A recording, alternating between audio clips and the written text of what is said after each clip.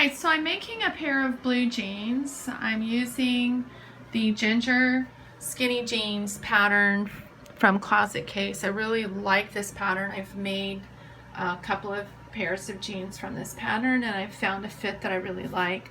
I'm actually using, it's either an 8 or an 8.5 ounce denim that has a little bit of stretch in it. I washed it a few times prior to sewing with it. At the end, I'll probably take a little sandpaper to it, just not over my top stitching, to give it some kind of weathered look, which I kind of like that look. I am incorporating a lot of embroidery in this particular project. I have an embroidery design set that was produced by OESD for Bernina. It's a Fashion Floor, I think is the name of it. These are red poppies, but I turned them into blue because blue poppies are absolutely my favorite flower. So anyhow, and what I'm going to be doing is I'm going to be running the embroidery down one side of the pants. So I'm going to be assembling these jeans in a little bit different order than what the pattern recommends. But I want to show you a few of the things that I've done to add some really fun detail. So the front pockets are really easy to put together. Her instructions are absolutely fantastic. And I like to use a fun fabric on the inside, and I actually made some bias binding out of a coordinating polka dot. This particular fabric is a Cape facet fabric, and I think it's just really beautiful. So anyway, that's what my pockets are made out of, and you can see this one, I cut this piece a little bit wrong, so it's not perfectly parallel here, but it's a great sample.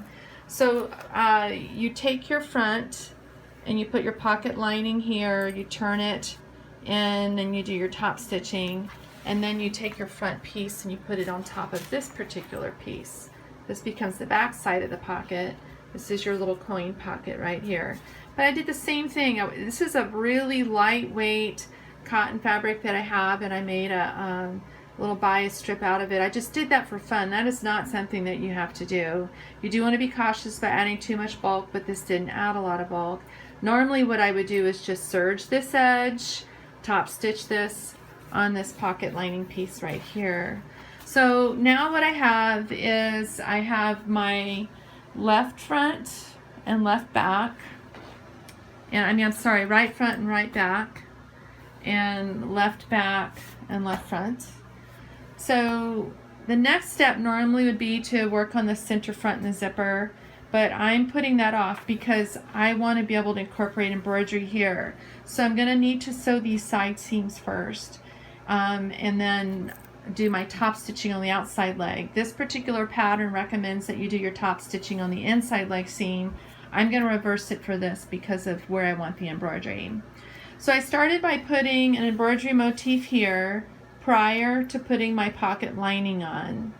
Then I put my pocket lining on because the next set of embroidery is going to go here, and I want it to come close to the pocket here, but I want it to work its way down the leg, so that needs to occur over the seam. So I'm going to be doing quite a few little video shorts for these jeans so that you can see just a little bit at a time. Again, I'm using Closet Case's pattern, the ginger skinny jeans. I love them. I carry them at my store, Raintree Quilting, and I'm very happy with this particular jean. I'm going to be using View B, which is the longer rise